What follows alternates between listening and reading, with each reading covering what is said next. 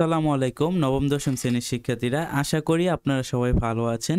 আজকে আমি আপনাদের সাথে আলোচনা করব আপনাদের বার্ষিক পরীক্ষার ইংলিশ দ্বিতীয় পত্র প্রশ্ন নিয়ে। তো আপনারা সকলেই জানেন যে আপনাদের হয়তো কারো কারো বার্ষিক ইংলিশের দ্বিতীয় পত্র পরীক্ষার সামনে, অথবা কারো এক্সাম অলরেডি শেষ। তো আপনারা কোশ্চেনটা দেখে এতটুকু আমাকে কমেন্টে জানাই যাবেন যে আপনাদের যাদের যাদের এক্সাম হয়ে গেছে তাদের এই জায়গা থেকে কি মিল ছিল কি ছিল না, বা মিল থাকলো যে কি কি মিল আছিল। আর যাদের যাদের এক্সাম এখনো হয় নাই তারা একটা কোশ্চেনটা দেখে ভালোভাবে ধারণা নিয়ে আপনারা পরীক্ষার জন্য ভালো একটা প্রস্তুতি নিয়ে যেতে পারবেন। আপনাদের ভালো ভাগ্য ভালো থাকলে এখান থেকে আপনারা কিছু কিছু নাম্বার কমন পাইতেও পারেন, যদিও কমন পাওয়ার সম্ভাবনা খুবই বেশি।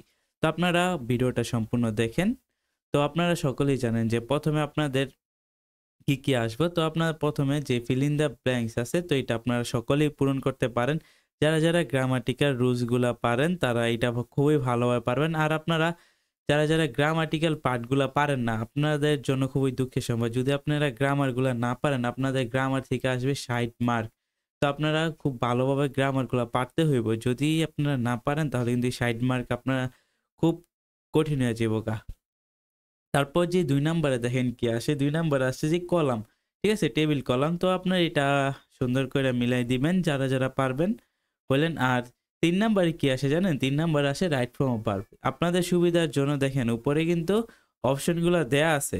উপরে অপশনগুলো দেয়া আছে, আপনাদের প্রথমেই এইটার সাথে আপনার এই অপশনগুলো ম্যাচ করাইতে হইব, দেন এগুলো চেঞ্জ করতে হইব।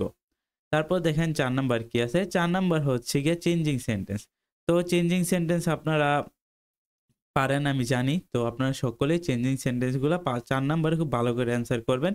এখানে আপনারা 10টা চেঞ্জিং সেন্টেন্স থাকবে, 10 রকমের রুলসের চেঞ্জিং সেন্টেন্স থাকবে।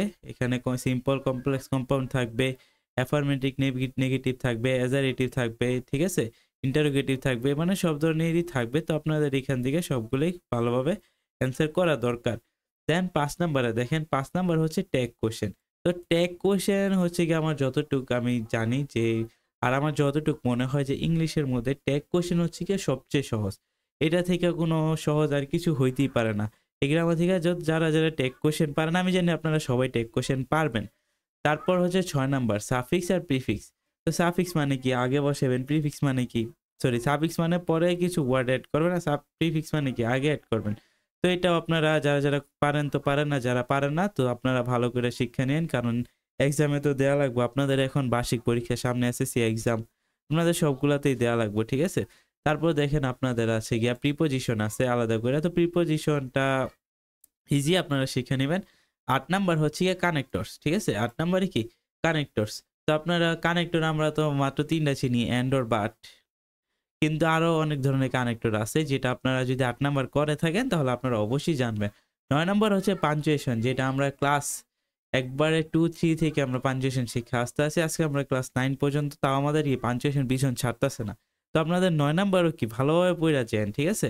আচ্ছা, পাঞ্চুয়েশন আমি জানি যে আপনারা সকলেই পারবেন, এটা পারার কথা। আচ্ছা, এখন আসেন আমরা রাইটিং পার্টগুলো খেয়াল করি। যদি রাইটিং পার্টগুলো খেয়াল করেন, যে এখানে প্যারাগ্রাফ হচ্ছে ট্রাফিক জ্যাম। তো আপনাদের সিলেবাসটা সবাই খুলবেন, যাদের যাদের এক্সাম এখনো হয় নাই তাদের ট্রাফিক জ্যামটা একটু ভালোভাবে পড়ে যান, কারণ আপনাদেরও আসতে পারে, ঠিক আছে। তারপর দেখেন অ্যাপ্লিকেশন কি আসছে, এই অ্যাপ্লিকেশন হচ্ছে praying for increasing library facilities. Okay, তো এইটাও যদি আপনাদের থাকে তাহলে এটা আপনারা ভালোভাবে পড়ে যান, ঠিক আছে, আপনাদেরও আসতে পারে। আর কম্পোজিশন, এই জার্নি বাই ট্রেন, আচ্ছা journey by train, journey by boat, journey by bus, পরে বিভিন্ন ধরনের জার্নি বাই প্লেন, যে জার্নি রিলেটেড যেই কম্পোজিশনগুলো আছে এগুলো কিন্তু আপনাদের এসএসসির জন্য কিন্তু খুব বেশি ইম্পর্টেন্ট। তো আপনারা ভালোভাবে জার্নি রিলেটেড যে কম্পোজিশনগুলো আছে এগুলো ভালো করে পড়ে নিন, ঠিক আছে। তো শিক্ষার্থীবৃন্দ, আশা করি আপনারা ভিডিওটা বুঝতে পারছেন। ভিডিওটা আপনাদের যদি একটু উপকার হয়ে থাকে তাহলে আমাকে কমেন্টে জানিয়ে যাবেন। আজকের ভিডিওটা এই পর্যন্তই ছিল। ভালো লাগলে আমাদের চ্যানেলটি সাবস্ক্রাইব করবেন। আল্লাহ হাফেজ।